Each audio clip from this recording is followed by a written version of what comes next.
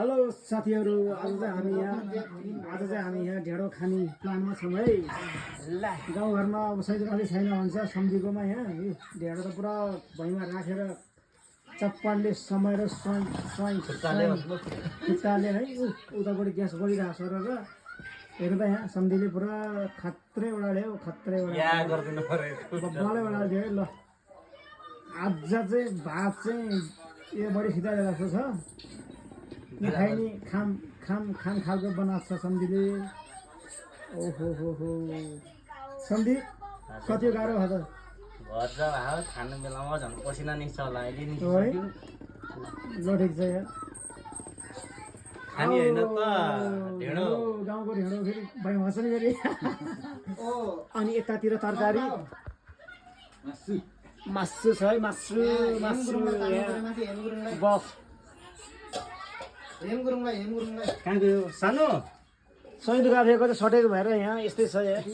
गरेर उचालेर लाने फेरि यस्तो गरेर उजाला मान्छे तर्कम। वाउ खतरा पसिँदै छ है सम्झिने फेरि। वाउ वाउ मन थोरै ढेँडो खाने हो नि थोरै। ल यार भात त पुरा के हो, दुईजनाको भात हो कि तीनजना भात हो यस्तो पनि हाल्यो सम्झि। नगर बहिनीले पुरा मासु हाल्यो फेरि। आमामा हेर आहा रसिलो फेरि रसिलो, नखाइने खाम हेर। सम्झी र बहिनीले पुरा यस्तो खाँदो रहेछ, ज्यान यस्तो मोटाएर छ आमामा हेर थर त भयो।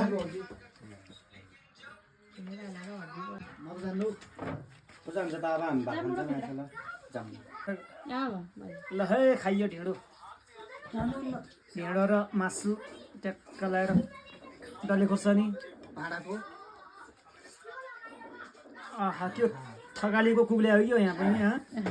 आमा त्यस्तो बिदिन त गर्नु भएन त, यो थकालीको खास त लाग्यो मलाई त। यहाँ दाउराकोमा गएर खास त।